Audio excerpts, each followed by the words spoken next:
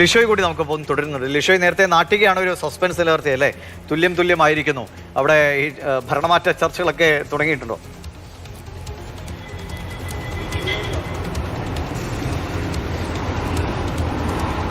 ദിവിഷ്, നാട്ടിക പഞ്ചായത്തിൽ ഭരണമാറ്റത്തിന് വഴി തുറക്കുകയാണ്. അതായത് നിലവിൽ 14 വാർഡുകളിലായി അതിൽ 6 ഇടത്ത് LDF-ഉം 5 ഇടത്ത് UDF-ഉം 3 ഇടത്ത് BJP-യും ആയിരുന്നു നേരത്തെ ഉണ്ടായിരുന്നത്. ഈ 5-5 ഈ ഉപതെരഞ്ഞെടുപ്പ് നടക്കുന്ന സമയത്ത് ഇപ്പോൾ ഇന്നത്തെ ഈ ഒരു ഉപതെരഞ്ഞെടുപ്പ് ഫലം വന്നതോടുകൂടി UDF സ്ഥാനാർത്ഥി വിജയിച്ച സാഹചര്യത്തിൽ 6 സീറ്റ് UDF-നും 5 സീറ്റ് LDF-നും 3 സീറ്റ് BJP-ക്കും എന്നിങ്ങനെയായി അവിടുത്തെ സീറ്റ് നില.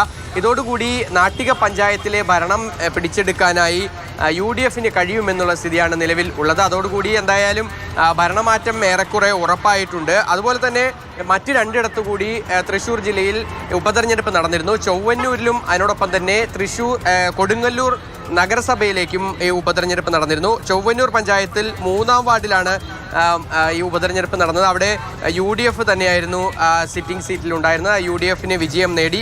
സെബി മുണ്ടമ്പാൽ എന്ന് പറയുന്ന സ്ഥാനാർത്ഥി, UDF-ന്റെ സ്ഥാനാർത്ഥി 25 വോട്ടിനാണ് വിജയിച്ചിരിക്കുന്നത്. കൊടുങ്ങല്ലൂർ നഗരസഭയിൽ BJP-യുടെ സിറ്റിംഗ് സീറ്റായിരുന്നു. BJP-യുടെ സീറ്റ് BJP തന്നെയാണ് നേടിയിരിക്കുന്നത്. ഗീതാ റാണിയാണ് BJP സ്ഥാനാർത്ഥി വിജയിച്ചിരിക്കുന്നത്.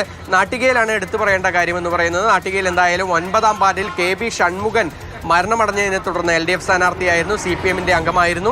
അദ്ദേഹം മരണമടഞ്ഞതിനെ തുടർന്നായിരുന്നു അവിടെ ഉപതെരഞ്ഞെടുപ്പ് നടന്നത്. ആ സീറ്റാണ് ഇപ്പോൾ ഈ UDF അട്ടിമറി വിജയം നേടി പിടിച്ചെടുത്തിരിക്കുന്നത്. ശരി. Konni block panchayat Ilakollur division UDF നിലനിർത്തിയെന്നതാണ് ഈ തെരഞ്ഞെടുപ്പ് ഫലത്തിലെ ഏറ്റവും പുതിയ ഒരു വിവരം. അതായത് നിലവിൽ 31 ഇടത്ത് നടന്നതിൽ 20 ഇടത്തെ ഫലം വന്നിരിക്കുന്നു. 13 ഇടത്ത് UDF, 5 ഇടത്ത് LDF, 2 ഇടത്ത് BJP എന്നതാണ് ഇപ്പോഴത്തെ കണക്ക്.